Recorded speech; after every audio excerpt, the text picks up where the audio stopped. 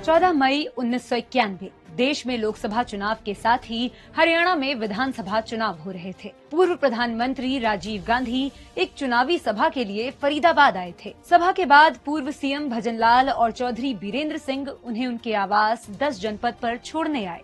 राजीव को छोड़कर जब दोनों वापस जाने लगे तो राजीव ने बीरेंद्र सिंह को आवाज देकर पास बुलाया।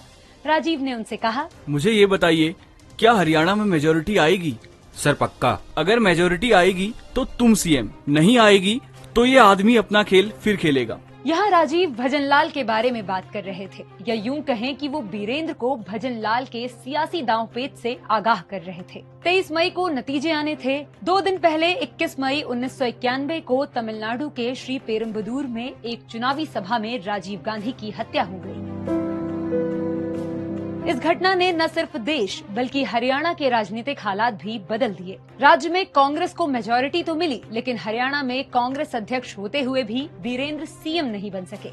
जो सीएम बनने से चूके सीरीज के तीसरे एपिसोड में कहानी चौधरी बीरेंद्र सिंह की। 25 मार्च 1946 को रोहतक में जन्मे बीरेंद्र को राजनीतिक गुण पिता चौधरी नेकीराम और नाना सर छोटू राम से मिला। पिता कांग्रेस में थे जबकि नाना दिग्गज किसान नेता। बचपन से राजनीतिक माहौल में रहे बीरेंद्र ने पंजाब यूनिवर्सिटी से लॉ की पढ़ाई और जींद में वकालत की। 1972 कांग्रेस ने नेकीराम की जगह बीरेंद्र को नरवाना से टिकट दिया, लेकिन उस चुनाव में वो हार गए। इमरजेंसी के बाद 1977 हरियाणा विधानसभा चुनाव हुए, जिसमें कांग्रेस को महज 3 सीटें मिली। हालांकि जीतने वाले 3 नेताओं में बीरेंद्र भी थे। 1977 के बाद 1982, 1991 और 2005 में भी बीरेंद्र नरवाना से विधायक बने। इस दौरान वो 3 बार हरियाणा कैबिनेट में मंत्री रहे, साथ ही वो 2 बार राज्यसभा और 1 बार लोकसभा सांसद भी बने। 1987 में हरियाणा में विधानसभा चुनाव हुए और राज्य में देवीलाल की सरकार बनी। हार के बाद हरियाणा में भजनलाल और कांग्रेस दोनों का हाल बुरा था। इस दौर में बीरेंद्र सिंह ने पार्टी को मजबूत बनाया।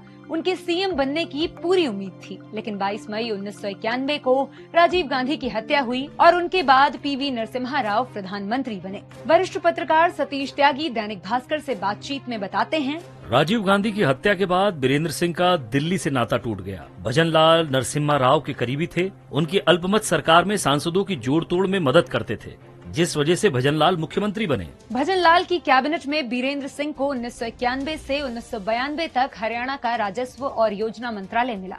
हालांकि कुछ समय बाद ये मंत्रालय किसी और को सौंप दिया गया। 2005 विधानसभा चुनाव में भले ही पार्टी ने भजनलाल को चेहरा बनाकर चुनाव लड़ा हो, लेकिन बीरेंद्र के भी सीएम बनने की उम्मीद थी। हालांकि विधायकों की मीटिंग के बाद पार्टी आला कमान ने भूपेंद्र सिंह हुड्डा को सीएम बनाया। साल 2013 मनमोहन सरकार के आखिरी कैबिनेट विस्तार में चौधरी बीरेंद्र सिंह को मंत्री बनाने की पूरी तैयारी थी, लेकिन आखिरी मिनट में उनसे ये मौका भी छीन लिया गया। बीरेंद्र एक इंटरव्यू में बताते हैं, शपथ से एक रात पहले मेरे पास वरिष्ठ कांग्रेस नेता अहमद पटेल का फोन आया।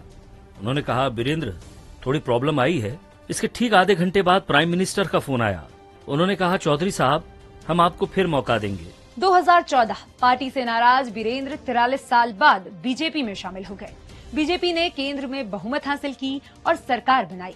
चौधरी बीरेंद्र सिंह मंत्री बने। 2016 में बीजेपी ने उन्हें राज्यसभा भेजा। 2019 लोकसभा चुनाव में बीरेंद्र ने राजनीति से दूर होकर अपने आईएएस बेटे बृजेंद्र सिंह को हिसार सीट से चुनाव में उतारा। बृजेंद्र चुनाव में जीत गए। 6 महीने बाद हुए विधानसभा चुनाव में बीरेंद्र की पत्नी प्रेमलता उचाना कला से उतरी, लेकिन हार गयीं। 2019 विधानसभा में बीजेपी को अकेले बहुमत नहीं मिला, जिस कारण पार्टी को दुष्यंत चौटाला की पार्टी जेजेपी के साथ गठबंधन करना पड़ा। यहीं से बीजेपी और बीरेंद्र सिंह के बीच नाराजगी शुरू हुई।